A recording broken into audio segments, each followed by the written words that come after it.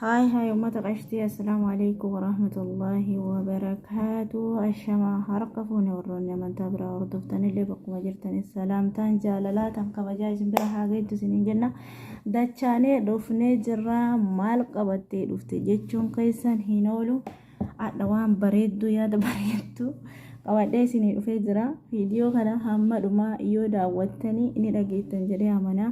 Hundi keessan warroonni koomentii bareedduu nu barreessitanii, warroonni laayik gootanii, warroonni sheer gootanii, hundumti keessanuu galanni keessan jannata firdawsiin isiniif haa ta'u isiniin jechuu barbaada. Akkasuma warroonni hamilee nutti turtanii jabaadhu jettanii yaada bareedduu nu barreessitan hundi keessanuu galanni keessan guddaadha. Naaf jiraadha, naaf galatoomaa, umrii naaf dheeradha isiniin jechuu barbaada.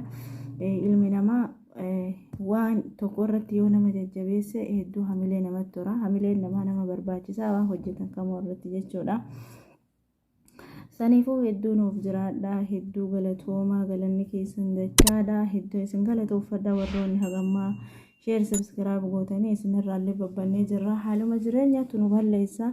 Yeroo baay'ee viidiyoo waraabuun nuuf hin mijatu. Sa'aatii manuu mijate sa'aatii maqaan nu fayyadamna waan ta'eef nuuf olchaa isiniin jedha.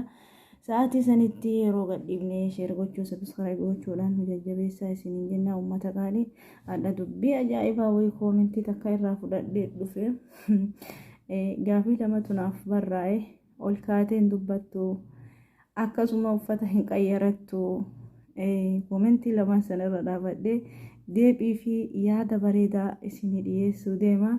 Qaama qalbiin teessan afaan haa buutu. Dhumarratti waan ajaa'ibaa argitu waan ta'eef hamma dhumaa laalaa isiniin jedha. Obboleeyyan kiyya hundi keessanuu viidiyoo kana namoonni dhageeffattan sheer sabskiraayib gochuudhaan nu jajjabeessaa isiniin jedha. Inni tokkoffaani uffata waa'ee uffataati. Obboleessa kiyya obboleettii kiyya namoonni koomentii akkasiin barreessitanii hedduu isin jaaladha, hedduu isin kabaja. Naaf jiraadha, galatoomaa isiniin jedha. Sababni isaa maalaa jedhu dhiisee bira dabra. Naaf jiraadha anumaaf yaaddaniiti. Saniifuu naaf jiraadha isiniin jedha. Uffata akkana kana wanti uffadhuuf tokkoffaa alhamdulillah rabbil alamin uffata nan qaba. Waan rabbiin naa kenne nan qaba. Walaakin garuu ka jiraadhu bakka hojiiti. Ka hojjedhu mana namaa keessa uffata hojii uffadha malee natti tolee jennaan uffata bareedaa uffadhee taa'ee viidiyoo waraabee gadi lakkisuun seegalee.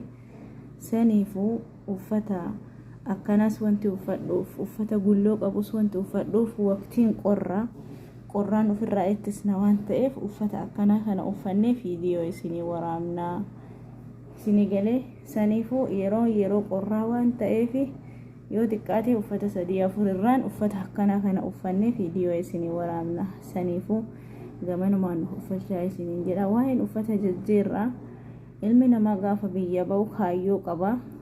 Dalagee uf jijjiiraaf baya malee biyya namaa keessatti uffata faashinaa dhufe onlaayinii irraa baasee uffadhee ittiin socho'uudhaaf biyyaan baanee jechaadha.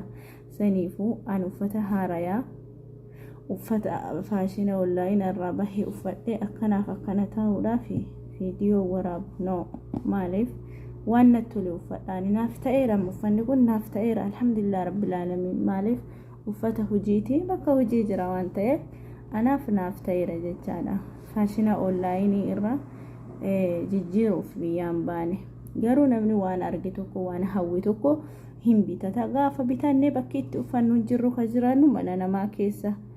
Saniifuu uffata faashina uffachuu yaani faashina onlaayinii irraa baasnee gaddirannee onlaayinii irra socho'uuf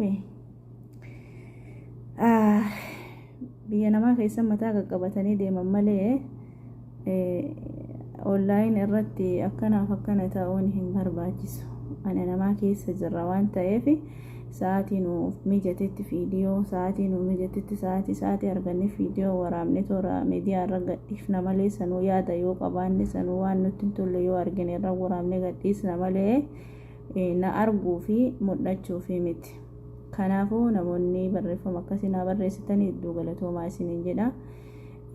Uffata gaafa uf jijjiiree uffata koo jijjiirachuu barbaada waan ta'eef ammatti bizinesa uffata koo jijjiiroon hin qabu isiniin jechuu barbaadeeti.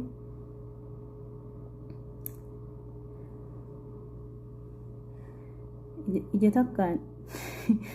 takkaan waa ennaa, ija takkaan kaameraa ilaallaa, ija takkaan gara biraa ennaa saniif dhiifama. Kanaafuu asumaan na hoffolchaa isiniin jedha. Wama qaban uffatanii yoo jedhan rakkoon qabu. Innumtu qulqullina haa qabaatu malee, innumtu wannummaa ati uffattu sun qulqullina haa qabaatu malee uffata bareedaa uffadheef asirratti mul'adheen garaagarummaa wanti inni naa dabalu hin jiru jechaadha. Dursee uffata jijjiiruu kiyyaan dura uf jijjiiruu fi sammuu kiyya jijjiiruu murteeffadhe waan ta'eef kanumaafan uffata akkanaa kana uffadhee dhufa. Yeroo baay'ee uffata bulloo wanti uffadhuuf ni qorra waan ta'eef uffadha.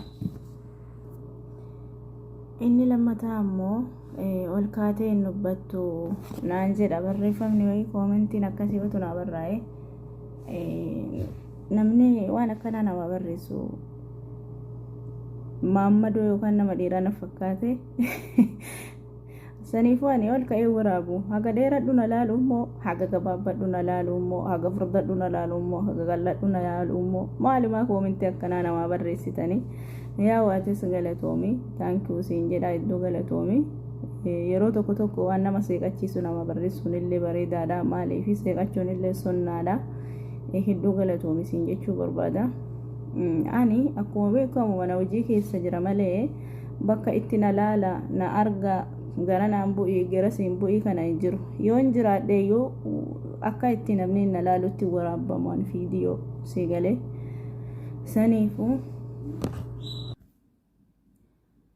saniifuu namoonni koomentii akkasii na barreessitanis galatooma ulfaadhaa isiniin jechuu barbaada. Tokkoffaa irratti ilmi namaa gaafa biyyaa bahu kaayyoo ofii beekuudha, waan itti hamante tokko hojjechuudha. Uffata jijjiirachuun rakkoon qabu, bareedaadha. Hundi keessanuu kana barreessitanii naaf jiraadha. Galatoomaa isiniin jechuu barbaada. Namoota waan akkasii na barreessitaniif hedduu galatoomaa isiniin jedha.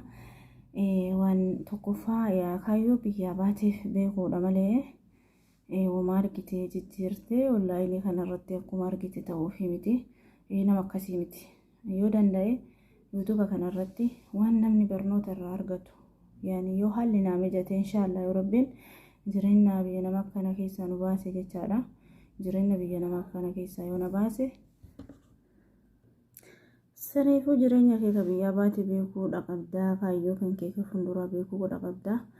Irra caalaa yoo rabbiin haala naa mijeesse inshaallah yoo rabbi jedhe fuula duratti waan barnoota namaaf ta'a, waan namni waa baratee wal barsiisu akkasuma muuxannoo waan adda addaa irratti kan wal barsiisnu ta'a. Inshaallah viidiyoo har'aa tanumatti isinirraa gabaabsa. Saniifuu viidiyoo addaa asumatti isinirraa gabaabsa. Namoonni hagamma daawwattan sheer subscribe jiran nu jajjabeessa. Haga viidiyoo biraatiin walitti deebinuuf turteen keessan nu faana haa ta'u isiniin jenna. Yeroo gaarii qabaadhaa. Video kana share godhaa, subscribe godhaa, yaada bareedaa nuuf kaayaa isiniin jedha. Iddoo isin jaaladha uummata bashti naaf jiraadha isiniin jedha. Yoo yeroo gaarii qabaanne, iddoo gaarii qabaanne, bakkee gaarii arganne video bareedaa akkasuma waan barumsa walii ta'u waan walirraa argannu waan yeroo tokko nama barsiisu akkasuma yeroo tokko gaafiif deebii barnoota amantii islaamaa irra akka walii dhiyeessinu ta'a. Saniifuu turteen keessan nu faana haa ta'u isiniin jedha. Yeroo gaarii naaf qabaadha. Assalaamu alaykum warahmatullaahi wabarakaatuh.